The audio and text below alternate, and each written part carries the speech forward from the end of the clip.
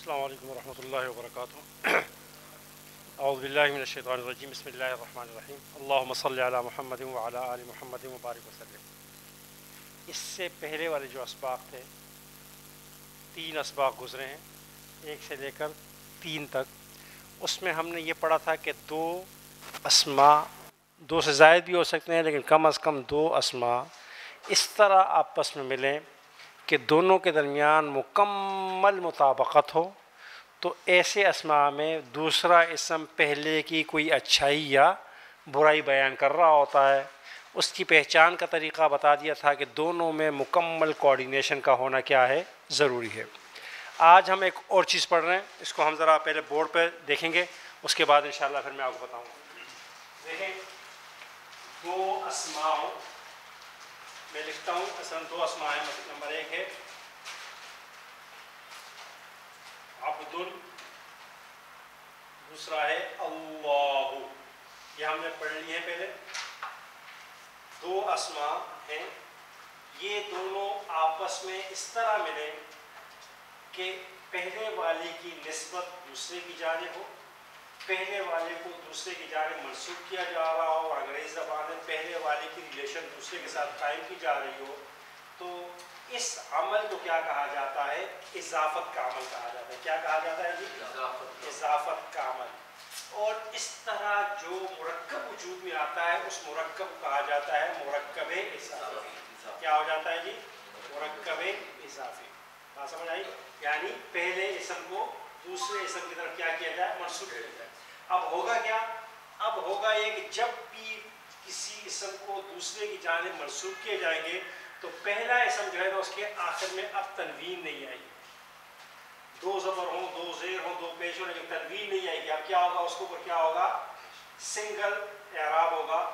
Number 2، جو دوسرا اسم ہوگا اس کے آخر میں ہمیشہ اب کیا ہوگی؟ زیر ہوگی۔ یہ عبد اللہ سے اب کیا ہو گیا؟ یہ عبد اللہ ہو گیا۔ کیا ہو گیا جی؟ عبد اللہ۔ اب اس کا ترجمہ کیا ہوگا؟ اللہ کا بندہ۔ ترجمہ کیا ہو جائے گا؟ اللہ کا بندہ۔ اس کو کیا کہا جاتا ہے؟ مرکب اضافی۔ اب اس میں بھی 2 اسماء ہیں، تو اس میں جو پہلا والا ہے اس کو کہا جائے گا مضاف، اور دوسرے کو کیا کہا جائے گا؟ مضاف الیہ۔ مضاف جس کی نسبت کی گئی، مضاف الیہ جس کی جانب نسبت کی گئی۔ میں اپنی بات سمجھا پائے ہوں جی؟ 2 اسماء کا اس طرح آپس میں ملنا کہ ایک اسم کو دوسرے کی جانب منسوب کیا جائے، تو اس عمل کو کیا کہا جاتا ہے؟ گرامر میں مرکب اضافی کہا جاتا ہے۔ پہلے اسم کو مضاف اور دوسرے کو کیا کہا جاتا ہے؟ مضاف الیہ کہا جاتا ہے۔ اور اس کو پہچاننے کا طریقہ یہ ہے کہ پہلا اسم جو ہے اس کے آخر میں تنوین بھی نہیں ہوگی، اور شروع میں کیا ہوگا؟ الف لام بھی نہیں ہوگا۔ حالانکہ اب تک ہم نے جتنے بھی اسماء پڑھے اس میں ہم نے آپ کو 2 ہی علامات بتائی تھی نا، کہ الف لام ہوگا یا آخر میں کیا ہوگی؟ تنوین ہوگی۔ اور دوسرا علامت یہ ہے کہ اس کا جو دوسرا والا اسم ہوگا اس کے آخر میں ہمیشہ کیا ہوگی؟ زیر ہوگی۔ یہ اس کی پہچان کا طریقہ ہے، اور قرآن کریم کی بے شمار مثالوں سے انشاءاللہ اب ہم اس کو کیا کرتے ہیں؟ سمجھنے کی کوشش کریں گے۔ دیکھیں، آپ کے سامنے جو 3 مثالیں لکھی گئی ہیں، رب المشرق، رب العرش، رب السماء، ان 3 مثالوں میں رب کو مشرق، عرش اور سما کی جانب کیا کیا گیا ہے؟ منسوب کیا گیا ہے۔ اس عمل کو میں نے بتایا کیا نام دیں گے؟ اضافت کا۔ اس میں رب مضاف ہے اور المشرق کیا ہے؟ رب مضاف ہے، عرش مضاف الیہ ہے، رب مضاف ہے، السماء مضاف الیہ ہے، اور اس پورے مرکب کو کیا نام دیا جائے گا؟ مرکب اضافی دیا جائے گا۔ آپ دیکھ رہے ہیں کہ رب کے آخر میں اب تنوین موجود نہیں ہے، اور دوسرا اسم جو ہے اس کے آخر میں کیا ہے؟ زیر آ رہی ہے سب کے اندر۔ قرآن کریم میں اس طرح کی بے شمار مثالیں موجود ہیں، ہم اس کو کیا کریں گے؟ تھوڑا سا لے کر چلیں گے۔ اب دوسری بات جو یاد رکھیں گے وہ یہ ہے کہ مرکب توصیفی کی طرح مرکب اضافی کا ترجمہ بھی الٹ ہی ہوگا، لیکن اس کے ترجمہ میں کا، کے یا کی کا کیا ہوگا؟ اضافہ ہوگا۔ مجھے پانی دے دیں گے بیٹا۔ ترجمہ میں کیا ہوگا؟ کا، کے اور کی کا اضافہ ہوگا۔ اردو زبان میں اگر آپ نے ترجمہ پہچاننا ہو تو کا، کے، کی جس میں ہوگا وہ کیا ہوگا؟ عربی زبان کا مرکب اضافی ہوگا۔ میں اپنی بات سمجھا پا رہا ہوں نا جی؟ جو پہلے والا گزرا اس میں کسی میں بھی آپ کو کا، کے، کی نہیں نظر آئے گا۔ اس کے ترجمہ میں کیا ہوگا؟ کا، کے اور کی کا کیا ہوگا؟ اضافہ ہوگا۔ اب دیکھیں اس کو ذرا پڑھ لیجئے کہ منصوب ہے، یہ میں نے آپ کو بتا دیا. اور ہمیشہ جو ہے نا یہ مضاف مضاف الیہ جو میں نے بتایا مضاف ہمیشہ پہلے ہوتا ہے, مضاف الیہ ہمیشہ بعد میں آئے گا. ایسا نہیں ہوگا کہ کبھی ایسا ہو کہ الٹا ہو جائے, ایسا نہیں ہوگا. ہمیشہ کیا ہوگا, پہلے والے کو مضاف کہیں گے اور دوسرے کو کیا کہیں گے, مضاف الیہ کہیں گے. جی ذرا پڑھ لیجیے غور سے, پھر آگے چلتے ہیں.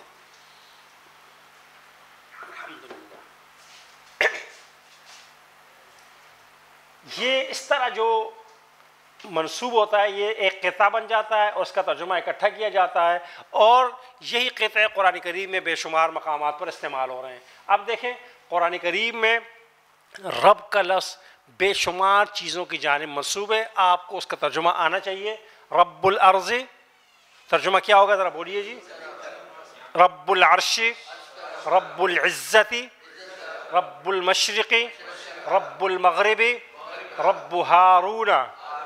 یہاں پر ہارون کے اوپر زبر آ گیا تو آپ یہ جان لیں کہ یہ اسماء وہ ہے جو انچینجیبل ہے. ٹھیک ہے جی.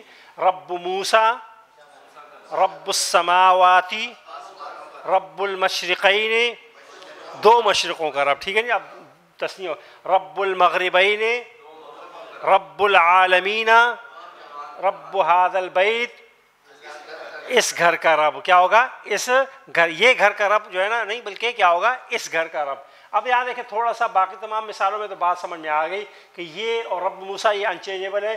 رب العالمین میں جو ہے نا یہ بات یاد رکھیے گا کہ عربی زبان میں جہاں پر زیر ایک پہچان ہے اس کی, وہاں پر یہ ہے کہ جو صفات ہوتے ہیں نا, جیسے فاسق, بہت سارے فاسقوں کو فاسقون کہا جاتا ہے, منافقون, کافرون, جاہلون, یہ جو کسی کی اچھائی یا برائی کرنے والے اسماء ہوتے ہیں, یہ جب اس کا حصہ بنتے ہیں تو کیا ہو جاتا ہے, اس کے آخر میں واؤ ان کے بجائے کیا ہو جاتی ہے, یا آ جاتی ہے. مثلا عالمون سے عالمین, جاہلون سے جاہلین, منافقون سے منافقین, کافرون سے کافرین, جو ہے نا عالمون سے عالمین. جتنے یہ صفاتی نام ہوتے ہیں اس میں کیا ہو جاتا ہے, ایسے بھی ہوتا ہے.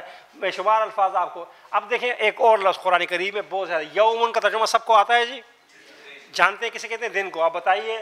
یوم القیامہ, یوم الجمعہ, یوم الحساب, باقی یوم الحسرت, حسرت کا دن, قیامت کا دن کا نام ایک کیا ہے, حسرت کا دن بھی. یوم الفتح, یوم الدین, بدلے کا دن, جزا کا دن. یوم الزینہ, زیب و زینت کا دن. یہ جسے کہتے ہیں نا, جیسے ہمارے ہاں عید کا موقع ہوتا ہے تو اس میں سب لوگ کیا کرتے ہیں, زیب و زینت اختیار کرتے ہیں کوئی بھی جو تہوار ہوتا ہے. یوم البعث, اٹھائے جانے کا دن. یوم الفصل, یوم الخروج, یوم الفرقان, حق اور باطل میں جی. یوم الخلود, صدا رہنے کا دن. یوم الوعید, ڈراوے یا ڈرانے کا دن. اور یوم الجمع, جمع کیے جانے والے. یہ سب کے سب قرآن کریم میں جو نام آئے ہیں یہ کس کے لیے ہیں جی, قیامت کے لیے کیا ہو رہے ہیں, استعمال ہو. یوم الحسرہ, جو ہے تمام, یوم القیامہ, یوم الحساب, یوم الحسرہ, یوم الفصل, یوم الدین, خروج, فرقان تو نہیں, خلود, وعید, جمع. تو سب کا ترجمہ آپ حضرات کو آ رہا ہے جی. آپ دیکھ رہے ہیں, غور کیجئے. پہلا اسم شروع میں الف لام بھی نہیں, آخر میں, اور دوسرے میں سب کے آخر میں زیر نظر آ رہی ہے. یہ اس کی پہچان کا طریقہ ہے جی. بات سمجھ میں آ رہی ہے, سب کچھ نہیں آ رہی جی. آپ حضرات خاموش ہے, لگتا ہے میری بات سمجھ میں نہیں آ رہی. آگے چلتے ہیں جی. قوم کا لفظ بھی قرآن کریم میں بے شمار اسماء کی طرف کیا ہوتا ہے. اب بتائیے, قوم ہود, ہود کی قوم. قوم لوط, قوم صالح, قوم ابراہیم, قوم یونس, قوم موسیٰ.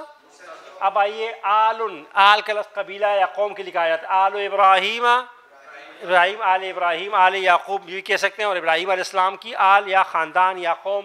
آل موسیٰ, آل ہارون, یہ سب آپ حضرات جو ہے نا دیکھ رہے ہیں. تمام مثالوں میں ہر نام ہونا جس کی طرف کوئی اور لفظ منسوب کیا جا رہا ہے. نیچے زیر آنی چاہیے تھی, لیکن کچھ نام ایسے ہیں جن کے نیچے زیر نہیں آ سکتی بلکہ ان کے اوپر زبر ہی رہتی ہے, لیکن اس سے معنی پر کوئی فرق نہیں پڑتا. میں نے بتا دیا کہ یہاں پہ جتنے آپ کو پراپر نیم نظر آ رہے ہیں اس میں آپ کو صرف لوط علیہ السلام کا نام نظر آئے گا, صالح علیہ السلام کا نام نظر آئے گا, نوح علیہ السلام, ہود علیہ السلام.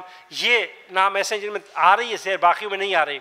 تو جہاں پر نہیں آ رہی آپ سمجھ لیں کہ یہ وہ اسماء ہیں کہ جو جزوی تبدیلی قبول کرتے ہیں. جزوی تبدیلی قبول کرتے ہیں, کلی تبدیلی قبول نہیں کرتے. اور جہاں پر آ رہی ہے وہ کلی تبدیلی قبول کرتے ہیں. تو جہاں پہ تبدیلی نہیں ہوگی, آپ اعراب کا مسئلہ یہ ہے کہ اعراب ایک بہت ضروری چیز ہے، لیکن وہ گرامر کا مسئلہ ہے، وہ انشاءاللہ گرامر جب ہم پڑھیں گے تو وہاں پر انشاءاللہ، یہاں پر آپ کو قرآن حکیم میں اعراب لگے ہوئے ملیں گے. آپ کو اس وقت صرف کیا کرنا ہے، ترجمہ پر فوکس کرنا ہے، کیونکہ زبر آئے، زیر آئے، ایک زبر آئے، ایک پیش آئے، اس سے معنی تبدیل ہو. مثلا ابراہیم کا معنی زبر کی صورت میں بھی کیا ہوگا، اگر اس کے اوپر پیش ہو تب بھی کیا ہوگا، زیر ہوگی تب بھی کیا ہوگا، اس کا مطلب ابراہیم ہی ہوگا. آپ کو ابراہیم کا معنی آنا چاہیے، زبر ہے، زیر ہے، پیش ہے، اس کو آپ رہنے دیجئے. کچھ مثالیں اور، اہل، ایک ہے آل اور ایک ہے جو ہے نا اہل، جس کا ترجمہ ہوتا ہے والا. اب بتائیے اہل الکتاب، اہل کتاب یا کتاب والے، اہل الذکر، اہل النار، اہل المدینہ، اہل البیت، جی جو ہے نا یہ سب اہل یثربہ، مدینہ کا سابقہ نام یثرب والے، اہل التقوی، اہل المغفرہ اور اہل مدینہ، مدین شہر والے.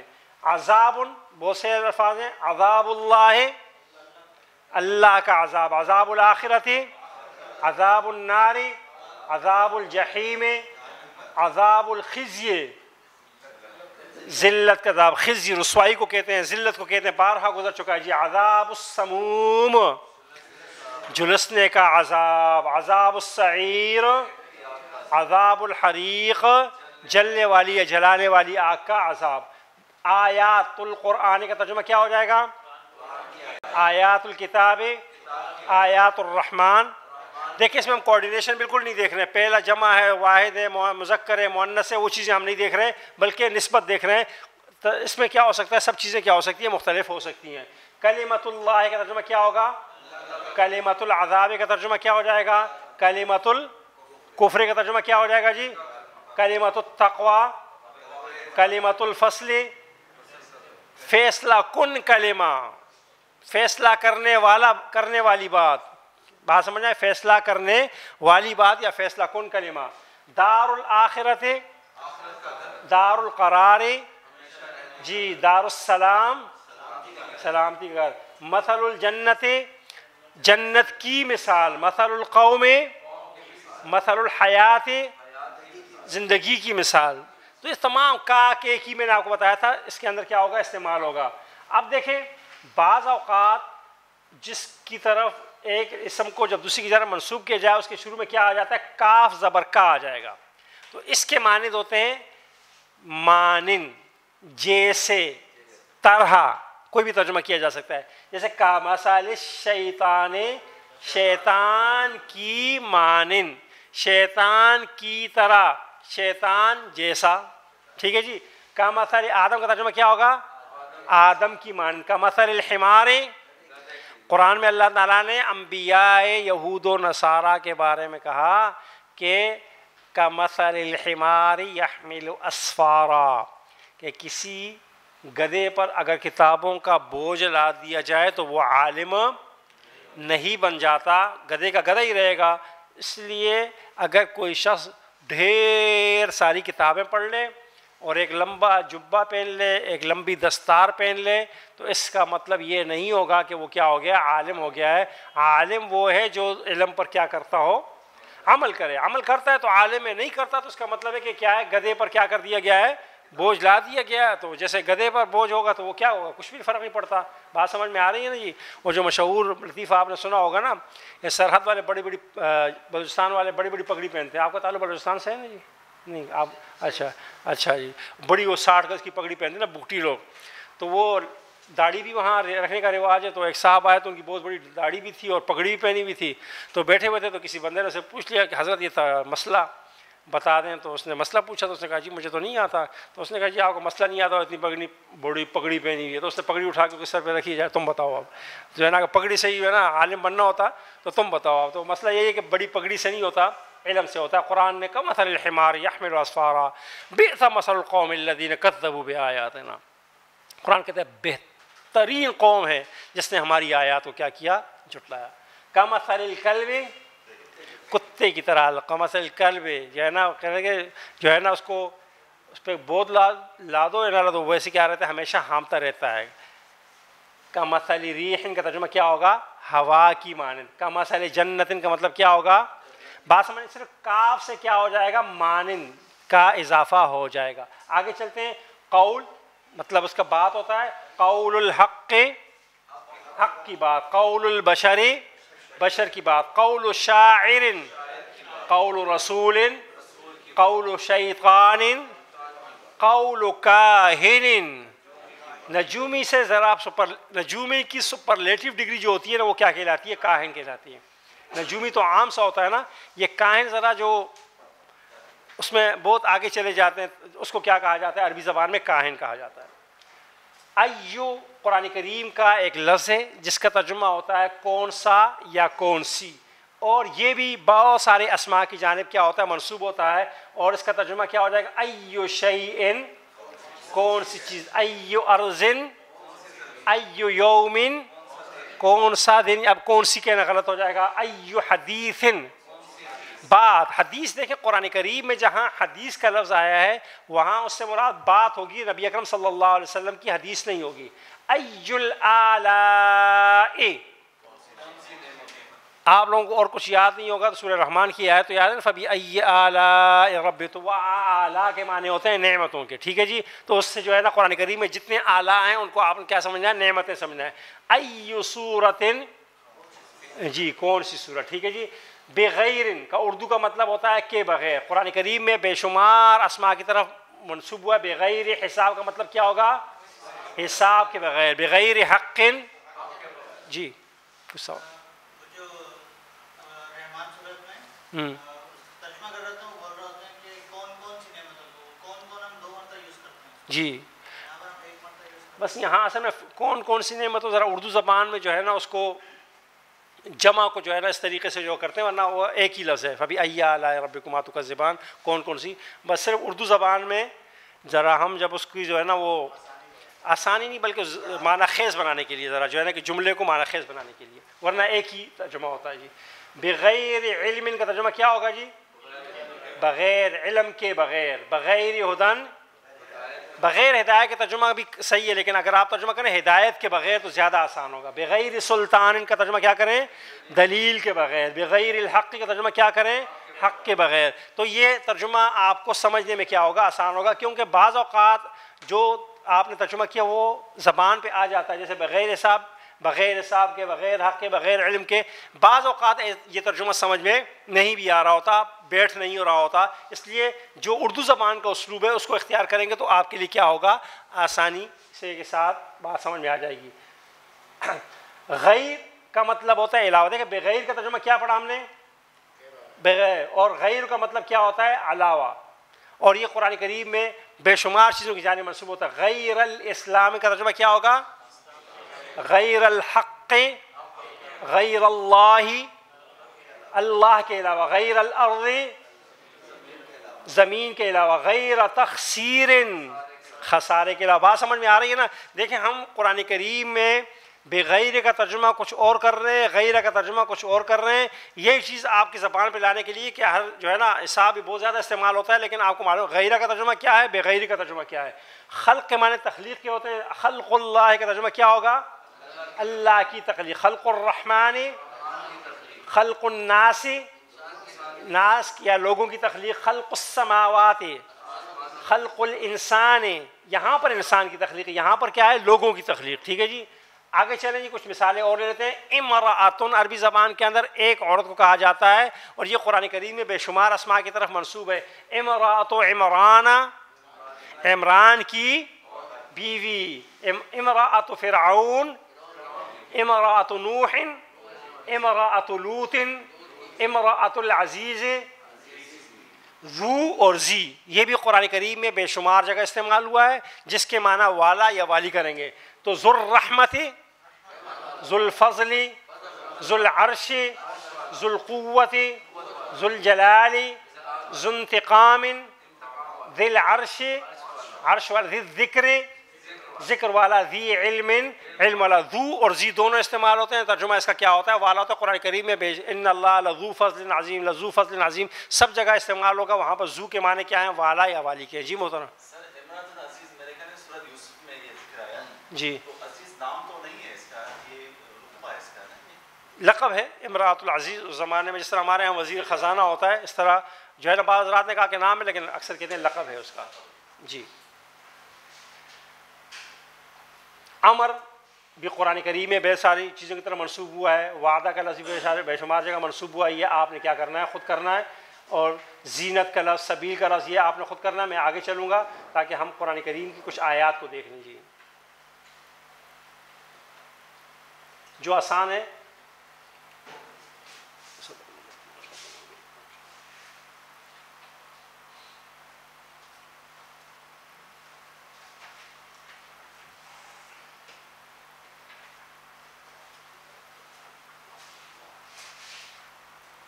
یہ بات سمجھ میں آ رہی ہے تمام شرکاء کو یا نہیں آ رہی؟ جی پہلے یہ بات بتائیں.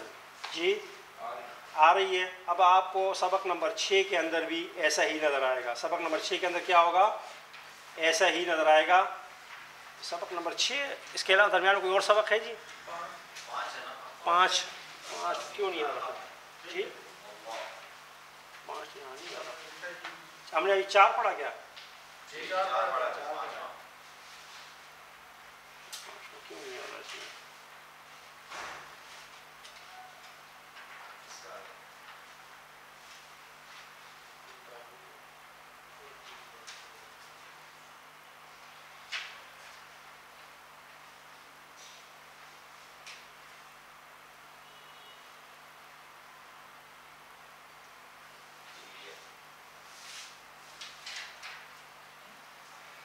دیکھیں جی یہاں پر بھی آپ غور کریں. کتاب اللہ, فضل اللہ, کلام اللہ.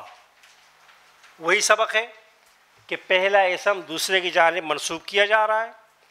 پہچان کا طریقہ یہ ہے کہ پہلے کے آخر میں الف لام نہیں, آخر میں تنوین نہیں, دوسرے کے آخر میں زیر ہے. ترجمہ میں کیا کریں گے؟ کا کے کی کا اضافہ کریں گے. اور یہ پورا سبق جو ہے نا آپ کو قرآن کریم میں ملے گا. بہت سارے الفاظ ہیں اس کے اندر. اس لیے میں نے گزارش کی تھی کہ ہم ایک سبق پڑھیں گے, دوسرا سبق جو ہے نا آپ حضرات نے کیا کرنا ہے, خود سے کرنا ہے, گھر سے کر کے آنا ہے. اور انشاءاللہ مجھے کیا کریں گے, چیک کرائیں گے. اس میں جو الفاظ نہیں آئیں گے اس کو آپ کیا کر لیں گے, جو ہے نا انڈر لائن کر دیں گے, ہائی لائٹ کر دیں گے, ہم آپ کو بتا دیں گے. باقی یہ تمام کی تمام جو ہے نا وہی الفاظ ہیں جو پہلے سبق میں کیا ہو چکے ہیں, گزر چکے ہیں. کوئی نئی چیز نہیں ہے جس کے اندر جو ہے نا میں بتاؤں. البتہ یہ بات یاد, یہ اضافی چیز ہے کہ نسبت والے الفاظ واو کے ذریعے ملے ہوں تو ترجمہ میں اور کا اضافہ ہو جائے گا. جس طرح رب موسیٰ و ہارون کا ترجمہ کیا ہو جائے گا؟ موسیٰ و ہارون کا رب. رب المشرق والمغرب کا ترجمہ کیا ہو جائے گا؟ خلق السماوات والارض کا ترجمہ کیا ہوگا؟ زمین اور آسمان کی تخلیق. ٹھیک ہے نا جی. ثواب الدنیا والآخرت کا ترجمہ کیا ہو جائے گا؟ دنیا اور آخرت کا ثواب یا بدلہ. عالم الغیب والشہادت کا ترجمہ کیا ہو جائے گا؟ چھپی ہوئی اور ظاہری باتوں کا جاننے والا عالم. رب السماوات والارض کا ترجمہ کیا ہو جائے گا جی؟ بات سمجھ میں آ رہی ہے؟ بعض اوقات اس نسبت والے الفاظ کے شروع میں کیا ہو جائے گا؟ لام زبرلہ آ جائے گا. کیا آ جائے گا؟ اور لام زبرلہ کے معنی ہم پڑھ چکے ہیں. کیا معنی ہے اس کے جی؟ یقیناً. تو اب جب لذکر اللہ کا ترجمہ کیا کریں گے؟ یقیناً اللہ کا ذکر. لدار الآخرت یقیناً اخروی گھر یا آخرت کا گھر. لعذاب الآخرت یقیناً آخرت کا عذاب. لاجر الآخرت جی لمقت اللہ اللہ کا غضب. یہ لفظ نیا ہے اس لیے اس کو آپ نے ہائی لائٹ کرنا ہے, دائرے میں لینا ہے, اس کو بار بار پڑھنا ہے. لمقت اللہ اللہ کا غضب. لخلق السماوات یقیناً اللہ کی تخلیق. لذو حظ یقیناً حصے والا. حظ کہتے ہیں عربی زبان کے اندر حصے کو اور نصیب کو کہا جاتا ہے. لذو فضل کا ترجمہ کیا ہو جائے گا؟ یقیناً فضل والا. لقول رسول کا ترجمہ کیا ہو جائے گا؟ یقیناً رسول کی بات. یقیناً رسول کی بات. میں نے بتلا دیا تھا کہ منصوب اسم میں کا کے کی کا اضافہ آپ نے اردو زبان میں مہارت کا مظاہرہ کرتے ہوئے کرنا ہے, کیونکہ عربی زبان میں آپ یہ نہیں تعین کر سکتے کہاں پہ کا لگانا ہے, کہاں پر کی لگانا ہے. عربی زبان میں تو منصوب لفظ ہوگا, اردو زبان میں کہاں لگانا ہے, کہاں کے لگانا ہے, کہاں کی لگانا ہے. یا آپ کی جتنی اچھی اردو ہوگی اتنا آپ کو کیا ہوگا, آسانی کے ساتھ سمجھ میں آئے گا. اب دیکھیں قرآن کریم کے ان آیات کا ترجمہ آپ کر سکتے ہیں. ان آیات میں ہوا کیا ہے؟ ہوا یہ ہے کہ ایک قطعہ کو دوسرے سابقہ جو الفاظ ہم نے پڑھے ان کے ساتھ ملا کر ایک مکمل جملہ بنا دیا گیا ہے، اور آپ کو ترجمہ کر سکتے ہیں ھذا یوم الدین. ترجمہ کریں گے یہ بدلے کا دن ہے. ھذا یوم الفصل، یہ فیصلے کا. پورا ترجمہ کیجئے جی. ھذا خلق اللہ، یہ اللہ کی تخلیق ہے. اب تمہاری تخلیق کیا ہے تم سامنے لے کر آؤ. اب فا کا ترجمہ کیا پڑھا تھا ہم نے جی؟ پس یا تو فَهَذَا يَوْمُ الْبَعْثِ، تو یہ کیا ہے؟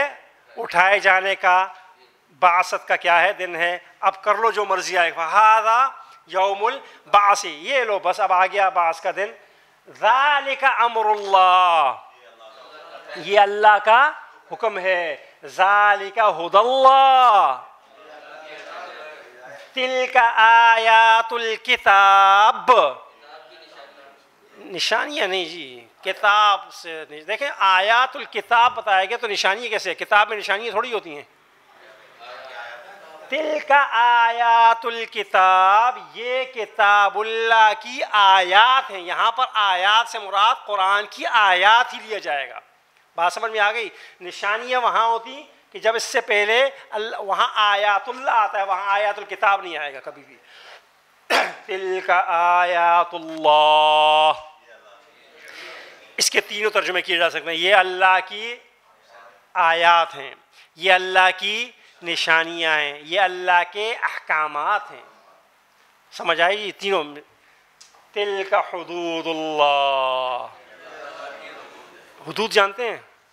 ہر گھر ہے، سب کا گھر موجود ہے نا. گھر کی کیا ہوتی ہے؟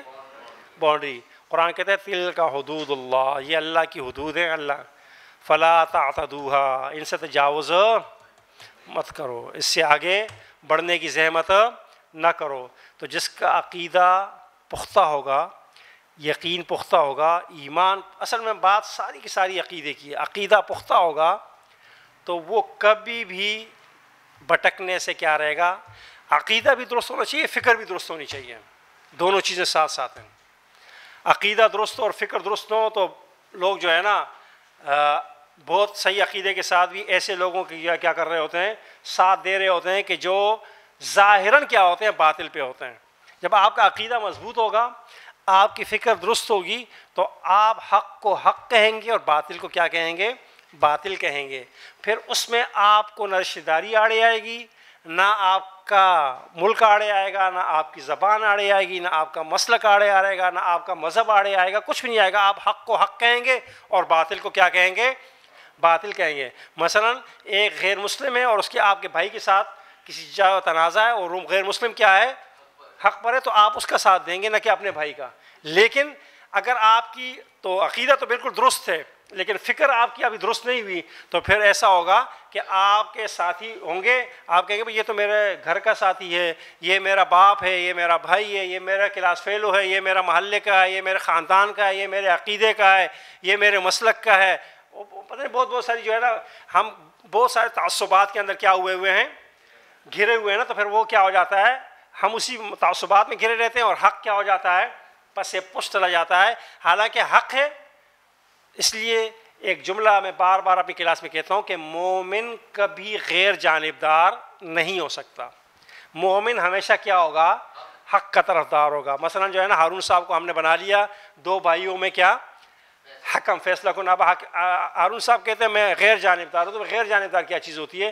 ہارون صاحب کہیں گے بھائی میں حق کا طرفدار ہوں، بات سنوں گا، آپ حق پر ہیں، آپ حق پر ہیں، میں اس کے ساتھ ہوں گا. میں غیر جانبدار تو لا الہ الا ولا الہ الا. قرآن نے منافق کی نشانی بتائی ہے، جو نہ ادھر ہو نہ ادھر ہو. ہم حق کے طرفدار ہیں. جہاں حق ہوگا ہم اس کے ساتھ ہیں، جہاں باطل ہوگا، غلط ہوگا، وہاں پر ہٹ جائیں گے. غلطی پر میں ہوں تب بھی غلط ہوں، غلطی پر آپ ہیں تب بھی غلط ہے، غلطی پر ہمارا بڑا ہے تب بھی غلط ہے، غلطی پر ہمارا چھوٹا ہے تب بھی غلط ہے. عقیدہ درست ہوگا تو آپ یہ کر سکیں گے. عقیدہ درست نہیں ہوگا تو پھر پھسلنے میں منٹ بھی نہیں لگتے. سمجھ آئی نا جی؟ ہم ایک دن اس نے جو ہے نا ایک صاحب نے مجھ سے مسئلہ پوچھا تو میں نے کہا صحیح مسئلہ بتاؤں، تو میں نے بتا دیا. تو وہ کہتے جی میں تو امام ابو حنیفہ کا مقلد ہوں. تو میں نے کہا میں کیا کر دوں جو ہے نا, میں تو امام ابو حنیفہ ہی کی مانوں گا. میں نے کہا میں نے کب کہا ہے نہیں مانو, مان لو. آپ نے مسئلہ پوچھا, میں نے آپ کو کیا کر دیا, صحیح مسئلہ بتا دیا کہ یہ ہے بھائی مسئلہ. اب ماننا نہ ماننا, اب تم کہو کہ نہیں جی میں نے تو امام ابو حنیفہ پہ مسلک پہ چلنا, چلو میں نے منع نہیں کیا آپ کو, آپ چلتے رہیں. لیکن مسئلہ یہ ہے, حقیقت یہ ہے, بات یہ ہے جو میں اپنے کم علمی میں سمجھاؤں وہ یہ ہے, اگر آپ کو کوئی زیادہ بہتر کسی سے پوچھنا پوچھ لیں, لیکن آپ کہیں حق بات. یہ نہیں کہ یوں کریں تو یوں ہو جائے گا, پھر چوں کے چنان کے, پھر یوں راستہ, پھر یوں راستہ, چور دروازے, ادھر سے گم کے آ جاؤ, ادھر سے گم کے آ جاؤ, ہیلے بہانے, یہ کام نہیں چلیں گے. آپ صحیح بھائی یہ بات صحیح ہے اور یہ کیا ہے غلط ہے, یہ ٹھیک ہے یہ غلط ہے, میں یہ سمجھاؤں, آپ میری بات تسلیم کرتے ہیں الحمدللہ, نہیں تسلیم کرتے ہیں جائیے پڑھیے سنیے دیکھیے پوچھیے, اور جس پر آپ کا مکمل ایمان یقین آ جائے اس پہ عمل کیجیے. اس لیے قرآن کہتا ہے تلک آیات اللہ, تلک حدود اللہ. بار بار قرآن کریم میں اللہ تعالیٰ جب احکامات بیان کرتا ہے تو کہ تلک حدود اللہ فلا تعتدوها, اس کے قریب مت پھٹکنا. سمجھ آئی. اور میراث کے بارے میں تو قرآن نے فرمایا کہ جس نے اس حد سے تجاوز کیا اس کے لیے ہمیشہ کا جہنم. وراثت کا قانون ہمیشہ بس خالدون. لیکن ہمارے ہاں باقی سارے مسائل میں تو ہم کچھ نہ کچھ کر لیتے ہیں, اور جو ہے نا میراث کا وراثت کا معاملہ آتا ہے نا, بڑے بڑے جبہ و دستار والے جو ہے نا, بڑے بڑے جو ہے نا نیکوکار, بڑی بڑی نمازیں پڑھنے والے, بڑے بڑے حج کرنے والے, یہاں پر آ کے جو ہے نا کیا ہو جاتا ہے, بلی کے منہ میں بلی کو کیڑے نظر آئیں تو وہ کیا ہو جاتا ہے, مال دیتے وقت جو ہے نا جان جاتی ہے, پھر جو ہے نا انسان پھسل جاتا ہے. آپ معاشرے میں جائزہ لیں تو بے شمار لوگ ہوں گے, نہیں بلکہ اکثر لوگوں کا حال یہ ہوگا کہ بڑے بھائی نے ادھر نے ادھر نے قبضہ کیا ہوا, وراثت کی تقسیم نہیں ہوتی. اور دوسرا بڑا مسئلہ یہ ہے کہ ہمارے ممبر سے کبھی وراثت کا مسئلہ بیان نہیں ہوتا.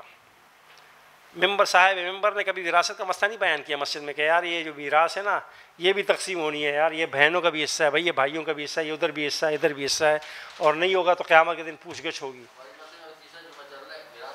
جی وراثت کا قانون, تقسیم وراثت فرض ہے, اور ایسا فرض ہے کہ اس کی پکڑ میں آ گئے تو جو ہے نا, بلکہ اللہ کے رسول صلی اللہ علیہ وسلم نے سخت وعید فرمائی تھی کہ صحابی نے اپنے بیٹے کو جب کچھ ایک باغ دے دیا تو آپ نے فرمایا کہ تمہارے پاس اور بچوں کے لیے بھی ایسے باغ موجود ہیں. جب آپ نے فرمایا نہیں تو آپ نے فرمایا اس سے بھی کیا کرو, واپس لو.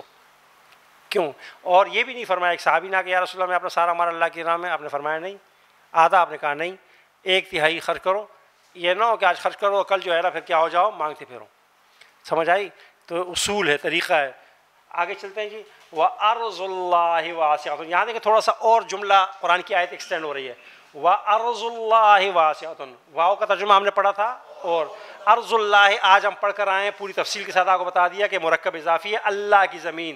واسعۃ اس کے لیے کیا ہے, ایک الگ کہ اور اللہ کی زمین کیا ہے, زمین کیا ہے, وسیع ہے. سمجھ آ گئی جی. اس طرح آپ ان آیات کا ترجمہ بھی کر سکتے ہیں, محمد الرسول اللہ.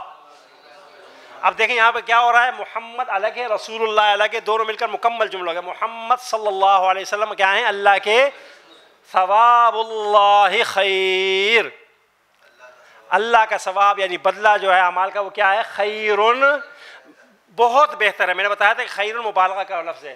متاع الدنیا قلیل, یہ دنیاوی سامان جو ہے کیا ہے, بہت تھوڑا سا ہے, تھوڑے سے وقت کے لیے گزر جائے گا, ختم ہو جائے گا, لیکن ہم اس کے پیچھے پڑے ہوئے ہیں. اور آگے فرماتے ہیں اللہ, اب دیکھیں آیت اور ایکسٹینڈ, اللہ نور السماوات والارض, ابھی ہم نے پڑھا, ترجمہ کیجئے. آسمانوں اور زمین کا نور ہے یا روشنی ہے. تنزیل الکتاب من اللہ, تنزیل کے معنی کرنا نازل کرنا ہے, کتاب کا کس کی طرف سے, اللہ کی طرف سے. وَإِلَى اللَّهِ عَاقِبَةُ الْأُمُورِ, عاقبۃ الامور کا ترجمہ لکھ دیا گیا معاملات کا انجام, إِلَى اللَّهِ, اللہ کی طرف, یعنی تمام معاملات کا انجام کیا ہو, اللہ ہی کی طرف کیا ہونا ہے, پلٹنا ہے, لوٹنا ہے, اللہ ہی کی طرف جانا ہے, وہاں پر کیا ہوگا, فیصلہ ہو جائے گا. وَلِلَّهِ عَاقِبَةُ الْأُمُورِ کا ترجمہ کیا ہو جائے گا, اور اللہ ہی کے لیے ہے معاملات کا انجام, وہی کیا کرے گا, تمام چیزوں کو کیا کرے گا؟ انجام تک بہترین طریقے سے پہنچائے گا قیامت کے دن۔ اس کا ترجمہ تو آپ سب کو آتا ہی ہوگا، واللہ سریع الحساب کا ترجمہ کیا ہوگا جی؟ اور اللہ کیا ہے؟ جلد حساب۔ تھک گئے لگتا ہے میرے خیال سے آپ حضرات جی، بس کر لیں گے، تو بول نہیں رہے، میں کہا تھک گئے جی۔ واللہ شدید العقاب، سخت عذاب دینے والا ہے جی۔ کس کا جی؟ عقاب، غصہ بھی ہے، پکڑ بھی ہے۔ عقاب کہتے ہیں گناہ کے بدلے کو عقاب کہا جاتا ہے، آپ اسے سزا بھی کہہ سکتے ہیں۔ وَلِلَّهِ خَزَائِنُ السَّمَاوَاتِ وَالْأَرْضِ، اللہ کے لیے اسی سے مانگو، خزانے اس کے ہیں وہی دے گا۔ وَذَلِكَ عَالِمُ الْغَيْبِ وَالشَّهَادَةِ، یہ غیب یعنی چھپی ہوئی، شہادہ حاضر چیزوں کا کیا کرنے والا ہے؟ جاننے والا ہے۔ وَلِلَّهِ مُلْكُ السَّمَاوَاتِ وَالْأَرْضِ کا ترجمہ کیا ہو جائے گا جی؟ اب دیکھیں آیات اور بڑھتی چلی جا رہی ہیں، اور میں آپ کو جو چیز بتانے میں نے پچھلی کلاس میں بتایا تھا کہ آپ دیکھیں آیات کے حصے میں واو، للہ، غیب، سماوات، ارض، سب اسما ہیں۔ للہ، جنوب، سماوات، ارض، قرآن کریم اسما سے مرکب ہے، اسما اسما اسما۔ آپ اسم کو پہچان لیں، ان کا آپس میں جوڑ پہچان لیں، تو آپ کو ترجمہ کرنا کیا ہو جائے گا؟ آسان ہو جائے گا۔ آپ دیکھیں ان میں ایک جگہ بھی آپ کو فعل نہیں ملے گا، اور اگر فعل آئے گا بھی تو وہ صرف ایک چھوٹا سا فعل ہوگا، اس سے آگے بھی اسم ہوگا، اس کے بعد بھی اسم ہوگا، اس کے پہلے بھی اسم ہوگا، تمام۔ تو اس لیے بہت آسان ہے عربی زبان کو سیکھنا، خاص کر اردو زبان کے بولنے والے کے لیے۔ چند ووکیبلریز ہیں جو ہم نے آپ کو ابتدائی 11 اسباق میں پڑھائی ہیں، اس کے بعد وہی۔ اب دیکھیں وَلِلَّهِ غَيْبُ السَّمَاوَاتِ وَالْأَرْضِ کا ترجمہ بیٹا آپ کریں گے؟ کیسے ترجمہ کریں گے اس کا آپ؟ وَلِلَّهِ غَيْبُ السَّمَاوَاتِ وَالْأَرْضِ نہیں آ رہا کیا جی؟ وہ پکڑ لیں گے آپ جی۔ یہاں تو جاننے والا کوئی لفظ نہیں ہے۔ وَلِلَّهِ، واو کا ترجمہ ہم نے کیا پڑھا تھا؟ لام زیر لی کا ترجمہ کیا پڑھایا تھا میں نے؟ کے لیے۔ وَلِلَّهِ ترجمہ کیا ہو جائے گا؟ اور اللہ کے لیے۔ آگے کیا پڑھایا تھا؟ غیب السماوات والارض، آسمان اور زمین کی چھپی ہوئی چیزیں یا غیب۔ بات سمجھ میں آ گئی؟ تو اس طرح دیکھیے جو ہم نے اس کو 2 کلر میں کیا ہے، اس کا مطلب اس لیے کیا ہے تاکہ آپ پہلے والے کا الگ ترجمہ کیجئے، بعد والے کا الگ ترجمہ کیجئے، اور دونوں کو پھر ملا لیجئے۔ آگے ترجمہ کیجئے وَلِلَّهِ جُنُودُ السَّمَاوَاتِ وَالْأَرْضِ، جنود کہتے ہیں لشکر کو جی۔ زمینوں اور آسمان کے لشکر کس کے لیے ہیں؟ اللہ ہی کے لیے ہے۔ وَلِلَّهِ عَلَى النَّاسِ حَجُّ الْبَيْتِ، تینوں کو الگ الگ ترجمہ کیجئے۔ وَلِلَّهِ عَلَى النَّاسِ حَجُّ الْبَيْتِ، بیت اللہ کا حج، ٹھیک ہے؟ اب ترجمہ کیجئے گھر کا حج، یعنی گھر سے بولا بیت اللہ۔ اب دیکھیے اب سب کو ملا کر وَلِلَّهِ عَلَى النَّاسِ حَجُّ الْبَيْتِ، اور اللہ کے لیے لوگوں پر بیت اللہ کا حج ہے، یعنی بیت اللہ کا حج کرنا ہے۔ سمجھ آئی؟ وہاں پہ کیا فرمایا؟